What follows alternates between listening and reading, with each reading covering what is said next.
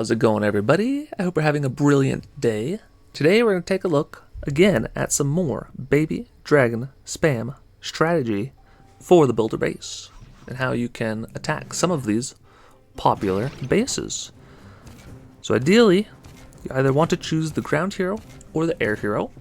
If there are too many ground targeting defenses on the first base at all four corners of the base, I would use the air hero. The air hero is great at outranging most defenses, so a lot of times it's only ever going to have one defense locked onto it at a time. So here we're able to tank the archer tower, and then send in one baby dragon to start funneling this top side, and then the other baby dragon to eventually push in towards the air bombs. Trying to get the fire breath ability, at least one on the air bombs and then another on the firecracker. Similarly, now that the Tesla is getting tanked by the air hero, I'm going to drop a baby dragon up top. Now that this archer tower is tanked by that baby dragon, we'll drop the baby dragon on that side. And then we have just a couple other baby dragons down south. Use the splash abilities to take out the firecracker behind. And now everything is on the roaster. And that is a 3-star for the first portion of the base. Essentially, when deciding if to use baby dragons or P.E.K.K.A.s, it really comes down to one thing I think for the P.E.K.K.A.s. So the P.E.K.K.A.s do really good versus a lot of bases that are open, but it really comes down to if they have both crushers on the first base with the guard post in between. The P.E.K.K.A.s do have a hard time destroying the guard post troops, and if they are positioned right under a crusher, it is really bad for the P.E.K.K.A.s. And a lot of times if you set up your base for defense-wise with that knowledge, then you can actually defend quite a few ground attacks. The other one, of course, is for the baby dragons, is if there are 5 of the firecrackers and like an air expo and archer towers or giant Tesla or something like that on the first stage, it's going to be pretty rough. You're going to have to really visualize and plan out how the baby dragons are going to maneuver and what they're going to target. Sometimes if those air targeting defenses are all put together, then it's no big deal. You can just use the fire splash ability and take them out, no problem. So now let's take a look at a little bit of a higher base. They've actually maxed out their expo.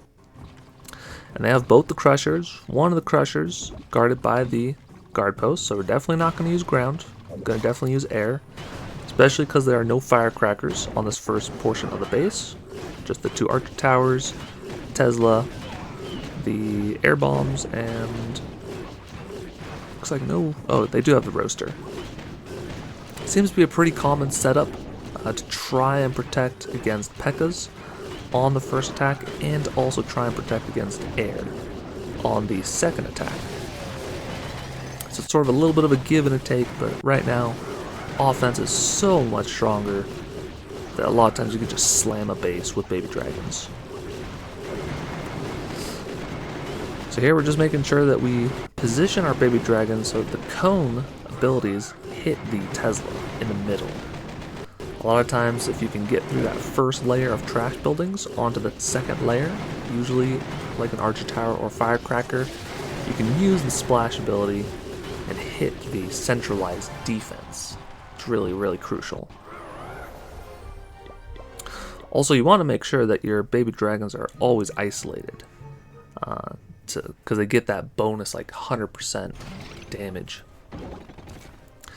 So this base, they're actually upgrading 2 of the cannons, so we can completely take out this whole left-hand side with a cannon cart. You can still technically take out the left side even if this cannon was alive. You just have to be very careful. Essentially, the edge of the range of the cannon cart has to just barely be touching the cannon. If you go even a little bit further in range, the cannon will lock on. I think there's only like a quarter tile difference, or like a half tile difference So you have to be really, really careful. But on some of the bases like this, if they're upgrading, or if there's not that much defenses, then it's super, super easy. Like here we can see just barely out of range of the cannon, and we're not being targeted. Move a little bit closer, just barely out of range. You can see the cannon range versus the raid cart range. So, just something to know and think about. If you are very precise, then a raid cart can come in very, very handy in taking out some portions of the base. Next on the list, another compact base. We actually have 2 firecrackers on this stage, as well as 3 arch towers, which is kind of cool. Here, there's not a whole lot of ground targeting defenses up top, and the air targeting defenses are on the outside, like close to the wall, so that if we funnel this hero closer to the base, it'll eventually target a wall and chain to these defenses. Like here, the hero gets locked onto the wall, a couple of hits, and actually takes out the roaster for us. It's perfect. One baby dragon takes out the air targeting defenses on that right hand quadrant. So we're mostly just worried about this Mega Tesla. You know, the one baby dragon and the hero take out the air bombs. Perfect.